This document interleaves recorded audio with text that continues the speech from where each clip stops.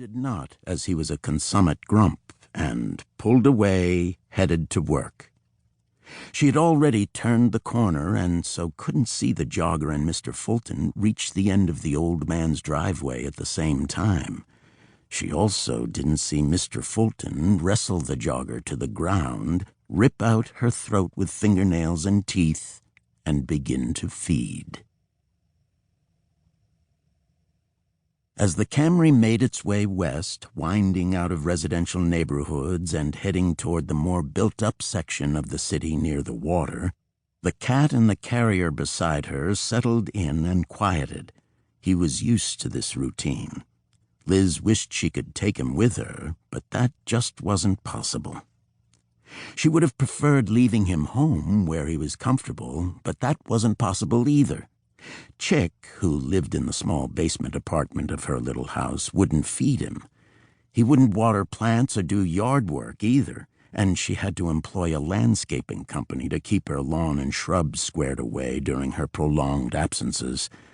No, Charlie Chick Kid wasn't one for domestic responsibility, but he was her brother, her only sibling, and despite his many flaws, she loved him and was happy he had accepted her offer to share the house.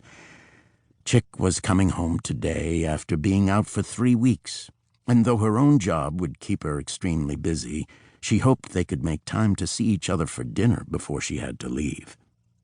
The lights and blare of a siren came on fast as an ambulance raced toward her.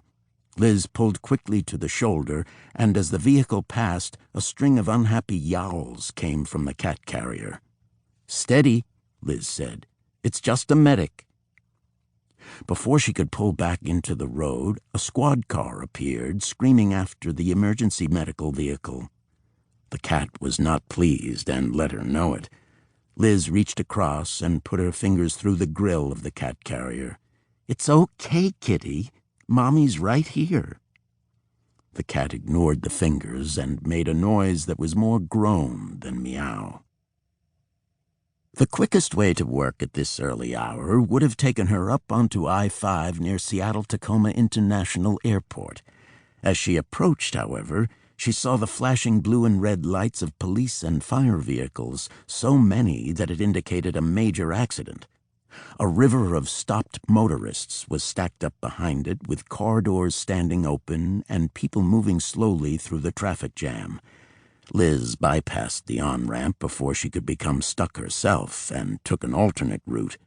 She cut left, then right, and passed under the freeway, traveling across the industrial district before turning north on Route 99, also called Alaskan Way. She could follow it all the way to work, and the many traffic lights were still preferable to sitting still for who knew how long while the accident was cleared. The day was bright and clear, a contradiction to what most people believed about Seattle, that it poured every day. The heaviest precipitation ran from November to January, and although it was usually cloudy and did experience frequent mist and light rain, August was typically warm and dry, just like today. In her rearview mirror, Mount Rainier, simply called the Mountain by locals, dominated the southeastern horizon. Through her windshield, Seattle's skyline rose with the iconic Space Needle standing against a bright blue background.